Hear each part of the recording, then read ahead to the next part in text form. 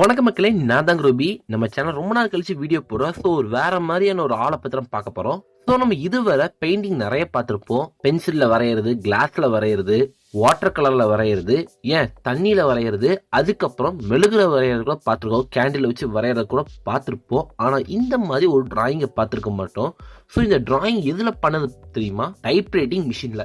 உங்களுக்கே இது ரொம்ப ஆச்சரியமா இருக்கும். ஏன்னா டைப்ரைட்டிங் மிஷின்ல ஃபர்ஸ்ட் டைம் நீங்க டைப் அடிக்கும்போது பாத்தீங்கன்னா கேவலமா அடிப்போம்.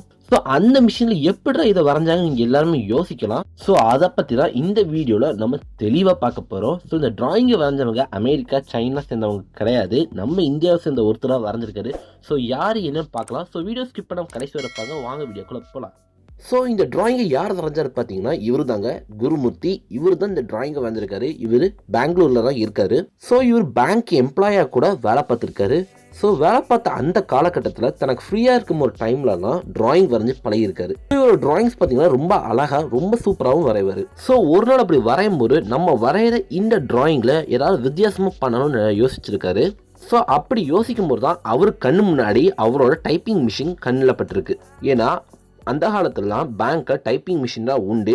டாக்குமெண்ட் டைப் பண்ணுறதுக்கு, லெட்டர் டைப் பண்ணுறதுக்கு அந்த டைப்பிங் மிஷினில் தான் அவர் அடிக்கடி யூஸ் பண்ணியிருக்காரு. ஸோ இந்த டைப்பிங் மிஷினை நம்ம ஏன் டிராயிங் பயன்படுத்தக்கூடாதுன்னு யோசிச்சிருக்காரு. ஸோ அப்படி ட்ரை பண்ணியிருக்காரு. ஆஸ் யூஷுவல் தான், புதுசாக ஒரு விஷயத்தை நம்ம ட்ரை பண்ணும்போது நிறைய பிரச்சனைகள் வரும், நிறைய கஷ்டங்கள் வரும், நிறைய அவமானங்கள் வரும். அதே மாதிரி தான் இவர் ஒவ்வொரு தடவை வரையும் போதும் ஏதாவது ஒரு பிரச்சனை வரும். ஏன்னா பழைய டைப்ரைட்டிங் மிஷினில் நீங்கள் ஒரு சின்ன தப்பு பண்ணால் கூட அதை மாற்றுறதுக்கான வழி கிடையாது. பேக் ஸ்பேஸோ டெலிட் கீயோ என்டர் கீயோ கிடையாது. ஸோ இவர் சின்ன தப்பு பண்ணால் கூட ஃபர்ஸ்ட்லேருந்து தான் வரையணும்.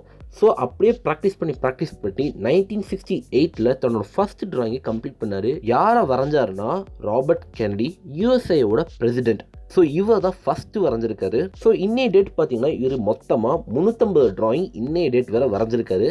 மேபி அது கூடியிருக்கலாம். ஸோ இவரோட இந்த டேலண்ட்டை பார்த்துட்டு நேஷனல் டெலிவிஷன்லேருந்து சோஷியல் மீடியா வர இவர் ரொம்ப பாப்புலர் ஆகிட்டாரு. அது மட்டும் இல்லாமல் பல பொலிட்டீஷியன்ஸ், அதுக்கப்புறம் செலிபிரிட்டிஸ் தன்னோட போர்ட்ரல், அதாவது தன்னை வரைஞ்சிட்டாங்கன்னு சொல்லி இவர்கிட்ட ரெக்வஸ்ட் பண்ணியிருக்காங்க. இவரும் வரைஞ்சி தந்துட்டு இருக்காரு. ஸோ இவரோட பிக்கஸ்டான எய்ம் என்னன்னு தெரியுமாங்க? உலகத்திலே யாராலையும் வரைய முடியாத ஒரு கஷ்டமான டிராயிங் இவர் வரையணும்னு ஆசைப்படுறாரு. அது மட்டும் இல்லாமல் கின்னஸ் வேர்ல்ட் ரெக்கார்ட் புக்கில் தான் பேர் இருக்கணும்னு ஆசைப்படுறாரு. ஸோ இதே மாதிரி தாங்க, நமக்கு பிடிச்ச ஒரு விஷயத்தை செய்யும்போது நிறைய பிரச்சனைகள், நிறைய அவமானங்கள், நிறைய டிஸ்கரேஜ் நமக்கு வந்துக்கிட்டே இருக்கும். சில நேரத்தில் நம்ம செய்யறது ஒர்க் அவுட் ஆகாதுன்னு கூட நமக்கே தோணலாம். அப்படி எண்ணம் இருந்தால் அதை அப்படி தூர வச்சிருங்க.